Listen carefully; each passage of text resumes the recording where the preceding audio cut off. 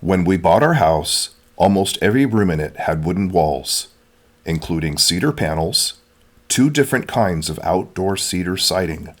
You heard correctly, outdoor siding inside the house, as well as cedar 1x6 boards, barnwood, in the closets, chipboard, and 2x8 cedar rafters. I spent 12 years gradually drywalling the whole house. The room that was to be my son's bedroom was one of the few rooms that didn't have wooden walls. This is a photo from the real estate listing. Notice the 2-high chair rail with gun, elk, compound bow, cowboy hat, and other stencils painted on the walls. We took down the chair rail and painted the walls a cream color and painted a red accent wall because my son's favorite color at that time was red. The room remained like this for more than 10 years. Since he went away to college last fall, my wife asked me to remodel the room to be her yoga studio. This video chronicles the remodel.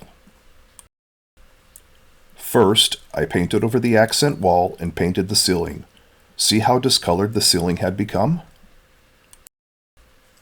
Then I removed the carpet. The pad underneath was glued to the floor.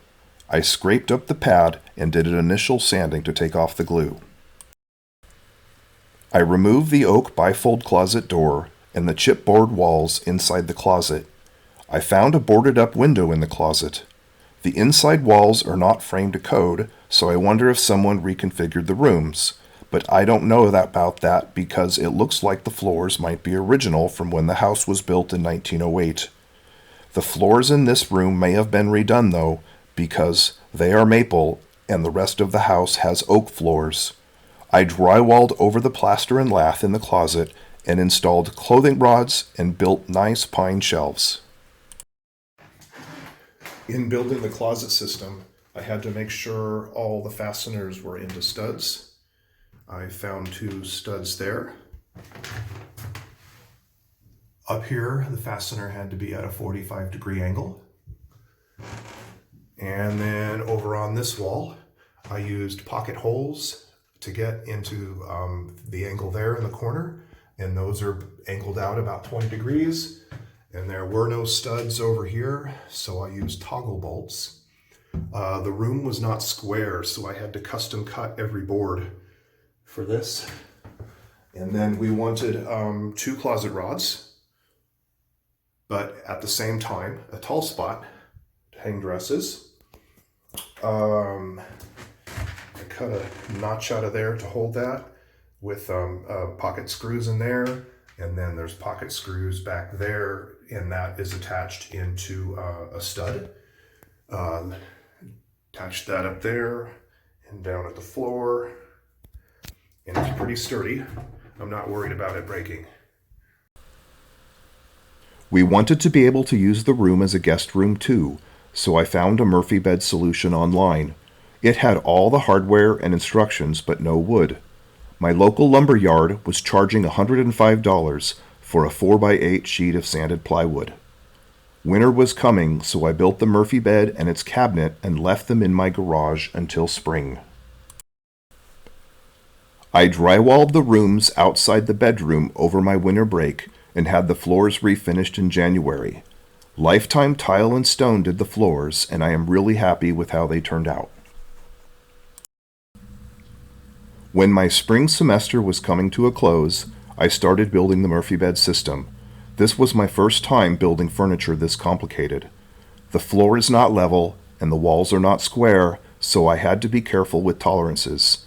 I made the nightstand symmetrical and filled the rest of the wall with a cabinet for spacing for the door. I learned that I have to keep my wood conditioned indoors because it changes size with temperature and humidity. I priced what it would cost me to make drawers, and it was not much more to buy them online including shipping. I bought them from fastcabinetdoors.com. This was my first time building drawer faces. I made all the pieces with a planer and table saw. I made the doors out of a knotty pine 1x12. I couldn't find a pine board wide enough for the cabinet door, so I used an edge-glued board. The rails and stiles are clear pine.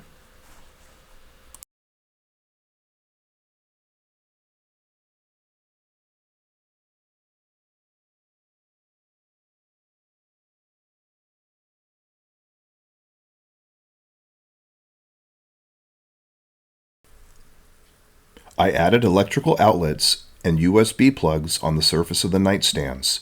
You can see how really unsquare the space is. This board is too short to fill the space at the bottom of the hutch, but is a tight fit at the top. The faces on the hutches hide the imperfections from the uneven spaces.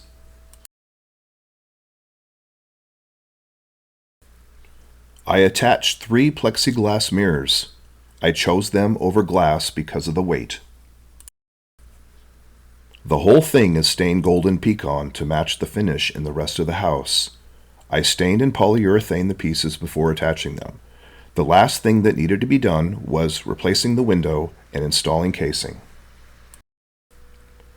I had already replaced most of the windows in the house. This was the quickest turnaround time for any window I had done before. This window was one of, like many of the others in the house, that it was 2 storm windows back to back. I gave them away on my local online rummage channel on Facebook.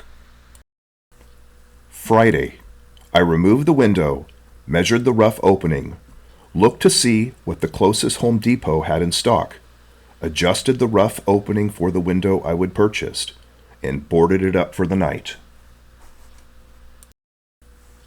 Saturday, I drove out of town to purchase the window at Home Depot, returned, installed it, put a 12-volt DC transformer in the closest junction box, wired in for motorized roller shades, insulated, and patched the drywall.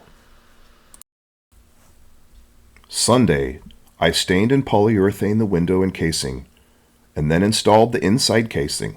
The casing is golden pecan like the rest of the trim, windows, and doors in the house. I left the outside siding repair and casing for another time. When the remodel was done, my wife decorated the room in a southwestern theme.